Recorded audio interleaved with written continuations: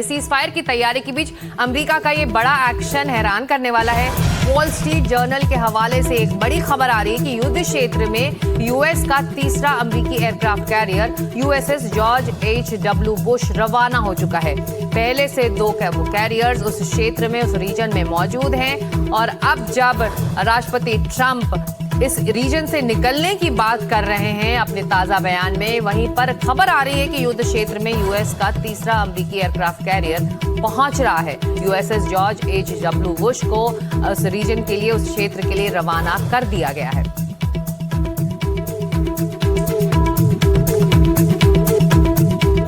तो अमेरिका ने ईरान से तनाव के बीच एक और विमान वाहक पोत को मध्य पूर्व में तैनात कर दिया है। इस विमान वाहक पोत का नाम है USS George H.W. Bush.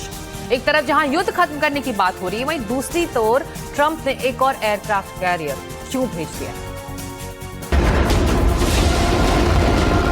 Cease fire की बारी या हमले की तैयारी? जंग में उतरेगा तीसरा US aircraft carrier. USS George H.W. Bush war zone रवाना। पहले यूएसएस अब्राहम लिंकन, फिर यूएसएस गेराल्ड आर फोर्ड और अब USS George H.W. Bush war zone के लिए रवाना हो गया है। यूएसएस अब्राहम लिंकन और यूएसएस गेराल्ड आर फोर्ड के बारे में काफी चर्चा हो चुकी है, लेकिन अब USS George H.W. Bush Iran की ओर निकल पड़ा है। लेकिन जब बात युद्ध खत्म करने और समझौते की हो रही हो, तो ऐसे में इस तीसरे एयरक्राफ्ट कैरियर का वहां क्या काम है और ये युद्ध पोत कितना अहम है, आइए समझते हैं।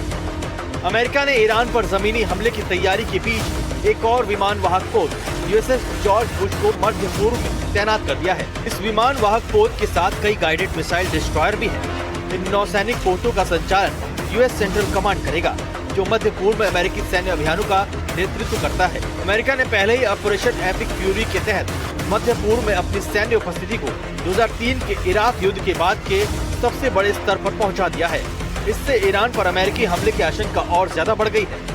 USS George W. बुश अमेरिकी नौसेना का 10वां और निमित्ज क्लास का अंतिम विमान वाहक पोत है। ये विमान वाहक पोत 2009 से सक्रिय है।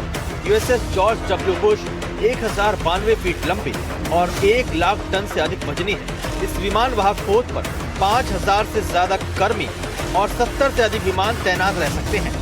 यह विमान वाहक पोत 2 परमाणु रिएक्टरों से ऊर्जा प्राप्त करता है। इसकी अधिकतम गति 30 समुद्री मील यानी 56 किलोमीटर प्रति घंटा है।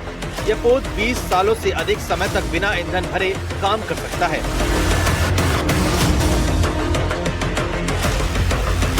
ईरान ने दावा किया था कि उसने यूएसएस अब्राहम लिंकन पर हमला किया था और उसे नुकसान पहुंचाया।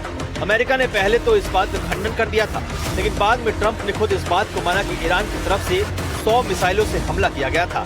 हालांकि कितना नुकसान हुआ ये नहीं बताया गया। फिर ईरान ने ऐलान किया कि उसके निशाने पर दुनिया का सबसे बड़ा aircraft USS Gerald R Ford है और उस पर हमले की तैयारी में था।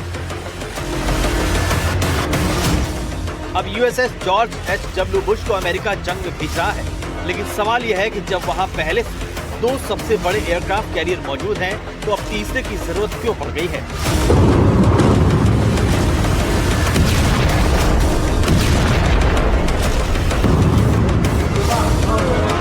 क्या अमेरिका को किसी बात का डर सता रहा है या ईरान उस पर सच में भारी पड़ रहा है? एक तरफ ट्रंप कह रहे हैं कि ये जंग 2-3 हफ्ते में खत्म हो जाएगी, वहीं दूसरी ओर एक नए एयरक्राफ्ट कैरियर को रवाना कर दिया। दोनों बातें एक दूसरे से विपरीत हैं और ये समझ पाना मुश्किल है कि ट्रंप के दिमाग में क्या चल रहा है। Bureau report, NDTV India.